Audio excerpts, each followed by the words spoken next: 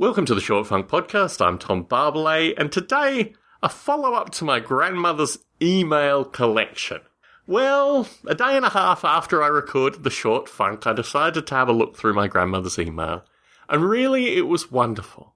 There were some amazing emails, a number that I had sent, a number other family members had sent. A large portion of her email was on a kind of family group mailing list, so very little, if any, of the email was private. And most of it was just photographs and a kind of historical collection of ideas and jokes and things that had gone through the family that she had actively participated in. A subtle theme through these Short Funk recordings is that I have some interest in, let's just call them Jewish issues. And through a series of missteps finally culminating on the movie Her and my perspective on the movie Her, I had a cousin that had unfriended me on Facebook. Not through any ill will on my part, but just through me being me and her taking offence at certain aspects of that. Been probably about 10 months since I communicated with this cousin, and truth be told, I'd also really appreciated the break. Having gone through my grandmother's email, I realised I should probably be friends again with this cousin.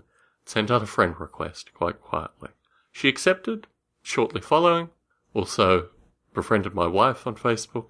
And I thought if anything can embody my grandmother's emails, this action can probably embody it. Will I be slightly less opinionated on Facebook? I'll try. I try to keep it to one post a day, only very occasionally relating to Jewish issues. Only even more occasionally relating to this behemoth thing called Noble Ape. Turning 20 next year. Old enough to have fought in wars. Quite ironic if you look at the Iranian stuff. In any case. So my grandmother's emails turned out not to be the kick in the guts that I expected they would be. They turned out not to be shocking revelations as I had somewhat curiously anticipated.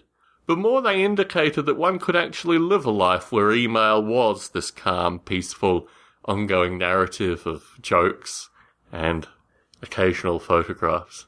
And I realised through this that maybe I need to embody that more in the email communication that I receive. Perhaps changing my email address, as I've frequently threatened through Short Funk recordings, and perhaps just starting to accept only positive and uplifting things into my general correspondence. And that is the legacy, I think, of my grandmother's emails. Tom Barbalet in San Jose, signing out.